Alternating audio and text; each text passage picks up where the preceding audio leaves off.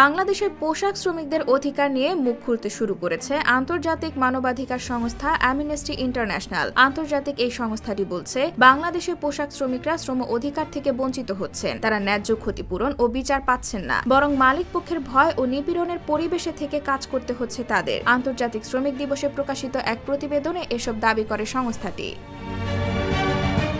সেখানে রানা প্লাজা ধস, আশুলিয়া তাজরিন ফ্যাশনে আগুনে শ্রমিকদের প্রাণহানি সহ বেশ কয়েকটি প্রসঙ্গ তুলে ধরা হয়, যেখানে 1100 জনের বেশি পোশাক শ্রমিক নিহত হয়েছিলেন। তেমনি তাজরিন ফ্যাশনসে আগুনে 112 জন নিহত হন, এমনকি আহত হয়ে কষ্টে দিন পার করছেন বহু শ্রমিক। ওই ট্র্যাজেডির 11 থেকে 10 বছর পূর্ণ হলেও শ্রমিকরা এখনও প্রকৃত ক্ষতিপূরণ পায়নি। এসব প্রাণহানি কর্তৃপক্ষের নজরদারির অভাবে হয়েছে বলে প্রতিবেদনে উল্লেখ করে অ্যামনেস্টি ইন্টারন্যাশনাল, যা ব্যবসা সংশ্লিষ্ট মানবাধিকার লঙ্ঘনের উদাহরণ। অ্যামনেস্টির এই প্রতিবেদনে বলা হয়, কারখানাগুলো একের পর এক মানবাধিকার লঙ্ঘন করলেও তারা দায়মুক্ত থাকছে।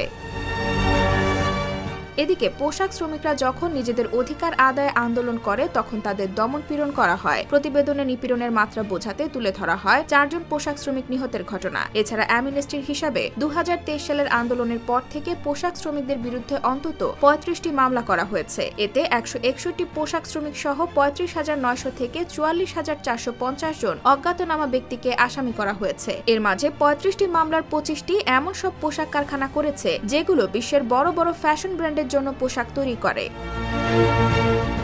এসব মামলায় অন্তত 131 জনকে গ্রেফতার করা হয়েছে, যার মধ্যে বেশ কয়েকটি প্রধান ট্রেড ইউনিয়নের নেতা রয়েছেন। ওই পরিপ্রেক্ষিতে ক্ষতিগ্রস্ত শ্রমিকদের যথেষ্ট পরিমাণ ক্ষতিপূরণ নিশ্চিত, তাদের উপর দমনপীড়ন বন্ধ, মত প্রকাশ ও সমাবেশের স্বাধীনতা করতে বাংলাদেশ সরকারের প্রতি আহ্বান জানায় অ্যামনেস্টি।